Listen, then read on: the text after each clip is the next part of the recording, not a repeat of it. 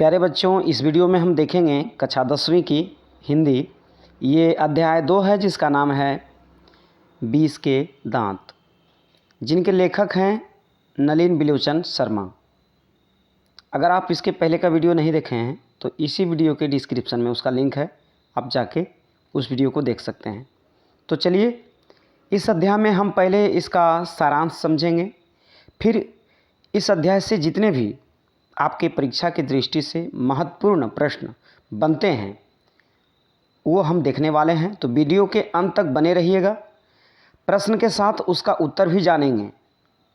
तो चलिए पहले हम इसका सारांश समझते हैं। तो बड़ा ही ध्यानपूर्वक से आप इस वीडियो को देखें और एकाग्रता के साथ देखें, तब जाकर जब आपके सामने प्रश्न होगा तब आपको प्रश्न का उत्तर भी समझ में आएगा।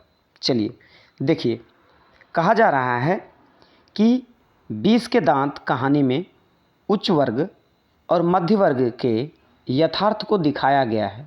तो इस कहानी में आपको उच्च और मध्य वर्ग जो बताया जा रहा है, इसका मतलब ये है कि एक अपने पैसों के मामले में थोड़ा उच्च है, मतलब काफ़ी ज़्यादा उनके पास रुपये पैसे हैं, और एक के पास थोड़ा कम है।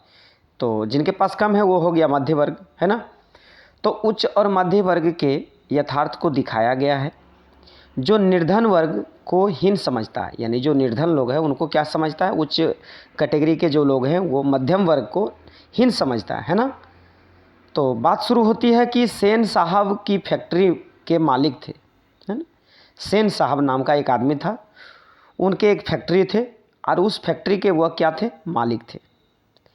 उनके 5 लड़कियां एवं एक लड़का था, है ना। सेन साहब का क्या था, 5 लड़की और एक लड़का था, और वो फैक्ट्री के मालिक भी थे। माता पिता एवं बहनों के लाड़ प्यार ने खोखा यानी कासू को बिगड़ेल बना दिया था, ठीक है ना। ये जो सेन साहब है ना, इनके 5 लड़कियां थी और एक लड़का था, लड़का का नाम था कासू, याद रखेंगे, है ना। तो माता पिता और बहनों के लाड़ प्यार ने कासू को क्या बना दिया, बड़ा बिगड़ेल बना दिया था। सेन साहब के घर का ये नियम था कि सिर्फ लड़कियों के लिए ही थे, है ना। सेन साहब के घर के जो नियम थे, है ना, जिस व्यवस्था में रहना चाहिए सही सलामत, तो वो सिर्फ लड़कियों के लिए ही था वो नियम, और लड़कों को पूरी तरीके से छूट दे रखा था। यानी कि जिसके कारण से क्या हो गया था कि कासू बड़ा मनसोख हो गया था और हर समय तोड़ता फोड़ता रहता था, यानी उनका जो भी मर्जी करता था कासू को वो करते रहता था, ठीक है ना। तो यहाँ तक शायद आपको बात बिल्कुल अच्छे तरीके से समझ में आ चुका होगा। चलिए मैं फिर एक बार मैं बताने का प्रयास करता हूँ। देखिए, सेन साहब फैक्ट्री का मालिक था, उनको 5 लड़कियाँ और एक लड़के थे। लड़कियों को जो घर का जो नियम होता है उसको बड़े ही नियम कायदे से रहने के लिए अनुमति दी गई थी, तो वो अपना अनुमति का पालन कर रहा था, है ना, पिताजी का। लेकिन लड़कों को पूरा छूट दे रखा था, और जिस कारण से, और लड़का का नाम था कासू, जिस कारण से कासू क्या हो चुका था, बड़ा मनसोख हो गया था और हर समय कुछ ना कुछ तोड़ता रहता था, फोड़ता रहता था, ठीक है ना। बात शुरू होती है, अब देखिए यहाँ पे। तो एक दिन क्या हुआ कि एक बार कासू ने मोटरसाइकिल की पिछली बत्ती को क्या किया, पिछली बत्ती जो होती है ना उसकी लाल शीशे को चकनाचूर कर देता है, ठीक है ना। कासू जो है, एक बार क्या हुआ, कासू ने क्या किया कि मोटरसाइकिल की पिछली बत्ती का लाल शीशा चकनाचूर कर दिया। तो सेन साहब ने हंसते हुए क्या कहा कि इंजीनियर बनेगा, है ना। देखिए, इसीलिए ये क्या कर रहा है, तोड़कर देख रहा है। अब देखिए ये कितनी बड़ी बात है कि जब उसका लड़का कासू, है ना, पिताजी का मोटरसाइकिल का अगला बत्ती जो है उसका लाल शीशा जब चकनाचूर कर देता है, कितना वो उसको मनसुख बना के रख दिया था, देख लीजिए, ठीक है ना। तो सेन साहब इस बात पर उसको पीटना चाहिए, उसको समझाना चाहिए कि तूने ऐसा क्यों किया, लेकिन वो हंसते हुए क्या कहता है कि मेरा बेटा क्या होगा, इंजीनियर बनेगा, इसलिए वह क्या कर रहा है, तोड़कर देख रहा है। बताइए, है ना। तो कितना उसको छूट दे रखा था, जबकि लड़कियों को इतना छूट नहीं दिया था उन्होंने। आगे देखिए क्या कहता है कि गिरधर लाल सेन साहब की फैक्ट्री में किरानी था।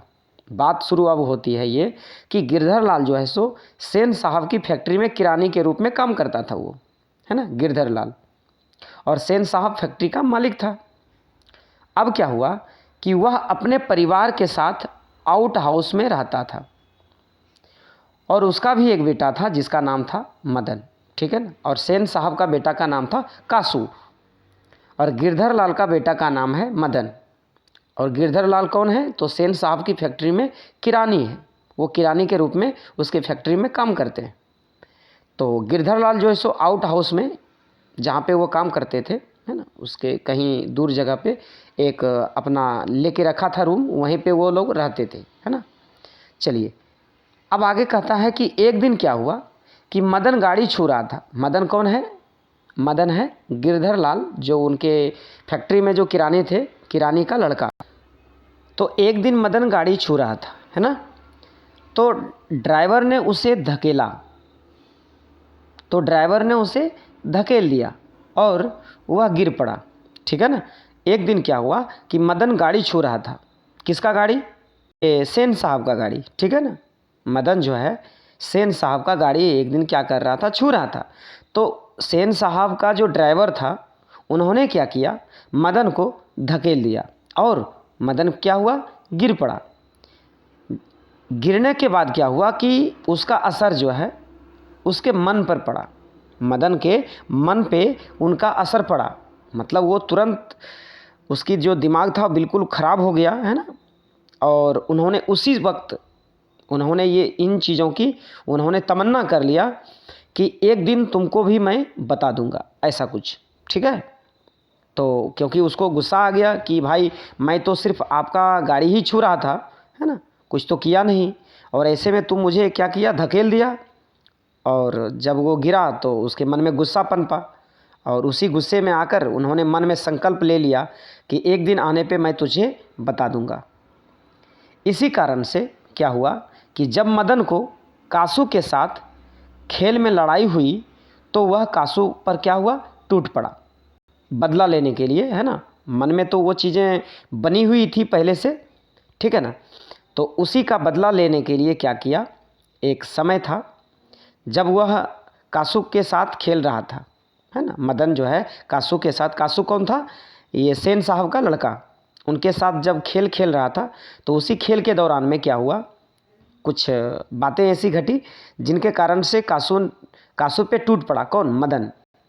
और इस लड़ाई में क्या हुआ कि क्योंकि मैं कौओं की जमात में हंस पहुंच गया था, ऐसा कुछ है, ठीक है। देखिए आगे और क्या कहता है। तो इस लड़ाई में क्योंकि मैं कौओं की जमात में हंस पहुंच गया था, है ना, तो मदन ने कासू के क्या किया? कासू के 2 दांत तोड़ डाले। इसी वजह से क्या हुआ कि मदन ने क्या किया? कासू के 2 दांत को तोड़ डाले, क्योंकि उनको पहले से ही गुस्सा था जो गाड़ी छुआ था, है ना। तो उसी का बदला लेने के लिए उसके मन में जो चीज़ें तैर रही थी, तो आज उनका समय आ जाता है बदला लेने का। तो उन्होंने क्या किया? मदन ने कासू के 2 दांत को तोड़ डाले। तो परिणाम यह हुआ, है ना, कि गिरधर लाल की नौकरी चली गई। अब सेन साहब को जब इसकी खबर पता चला तो गिरधर लाल को क्या किया? नौकरी से निकाल दिया। तो गिरधर लाल की नौकरी जब चली गई तो क्या हुआ? फिर भी वह खुश था। कौन? गिरधर लाल। फिर भी गिरधर लाल खुश था कि उसके बेटे ने क्या किया? कासू के अहंकार रूपी 20 के दांत को तोड़ दिए, है ना। फिर भी इस बात से वो खुश था कि आपने पीछे जो पढ़ा था कुछ देर पहले कि कासू क्या किया था? एक दिन अपने पिता का जो मोटरसाइकिल था उसका सामने का जो बत्ती होती है लाल, उसका शीशा क्या किया था? उन्होंने चकनाचूर कर दिया था। तो इस बात पर उसके पिताजी ने क्या किया, यानी कासू के पिताजी सेन साहब ने क्या किया? उनको पीटा नहीं, उनको डांटा नहीं, है ना। और वो हंसते हुए कहता है कि मेरा बेटा इंजीनियर बनेगा, इसलिए वह तोड़कर देख रहा है ना। तो उस टाइम पे इसकी खबर गिरधर लाल को भी जाता है। तो इस बात पे गिरधर लाल को बड़ा दुख होता है है ना, कि इतना भी बच्चों को छूट नहीं छोड़नी चाहिए, ठीक है ना। तो आज उसी का परिणाम उनके बेटे ये मदन क्या किया, कासू के 2 दांत तोड़कर जवाब दिया, है ना। तो वही कहता है यहाँ पे कि कासू ने क्या किया, अहंकार रूपी विष के दांत को तोड़ दिए, ठीक है। इस बात से वो बहुत ही खुश था। नौकरी चली गई तो क्या हुई, ठीक है ना। तो यहाँ पे ये मेरा सारांश खत्म होता है। अब चलिए, यदि आप एकाग्रता के साथ इस वीडियो को देखे होंगे, एक एक चीज़ों को समझे होंगे, तो अब चलिए मैं आपको लेके चलता हूँ प्रश्न उत्तर पे, जहाँ पे इस चैप्टर से जितने भी प्रश्न बनने वाले हैं इम्पोर्टेंट, जो कि आपकी परीक्षा की दृष्टि से बहुत ही महत्वपूर्ण है, आने वाली परीक्षा में भी संभावना है, और इसके पहले भी कई बार ये सभी प्रश्न पूछे जा चुके हैं। चलिए देखिए, आपके सामने पहला प्रश्न है कि खोखा जो कासू थे ना, वो किन मामलों में अपवाद था। तो देखिए, खोखा जो है सेन साहब का इकलौता बेटा था। कासू जो है सो क्या थे, सेन साहब का इकलौता बेटा था। उसे बेटियों की विपरीत सेन साहब ने अत्यधिक छूट दे रखी थी। बेटियों के विपरीत का मतलब यह है कि बेटियों को छूट नहीं दे रखी थी और बेटों को काफ़ी छूट दे रखा था, है ना। वह जीवन के नियम और हार के नियमों के मामले में अपवाद था, ठीक है। तो चलिए, बड़ा ही आसान से आपको ये समझ में आ चुका होगा, यदि वीडियो को आप अच्छे तरीके से समझे होंगे तो। चलिए अब देखिए, अगला प्रश्न देखते हैं। अगला प्रश्न आपके सामने है। अगला प्रश्न है कि कौओं की जमात में हंस पहुंचने का क्या अर्थ है, आशय स्पष्ट करें। चलिए देखिए, कहता है कि इस कहानी में मदन गली के बच्चों के साथ लट्टू नचा रहा है ना। इस कहानी में मदन क्या कर रहा है, गली के बच्चों के साथ में लट्टू नचा रहा है। तो सेन साहब का खोखा यानी उसके जो बच्चे थे कासू, वो भी वहाँ आ गया और लट्टू को नचाते देख कर, है ना, उस बाल सुलभ स्वभाव वह उसका भी मन लट्टू नचाने के लिए मचल उठा। मतलब जब लट्टू नचा रहे थे उसी दौरान में सेन साहब का लड़का वो भी वहाँ पहुँचता है, तो उनको भी मन करता है कि मैं भी लट्टू को क्या करूँ, नचाऊँ, ठीक है ना। उनका भी मन मचल उठता है।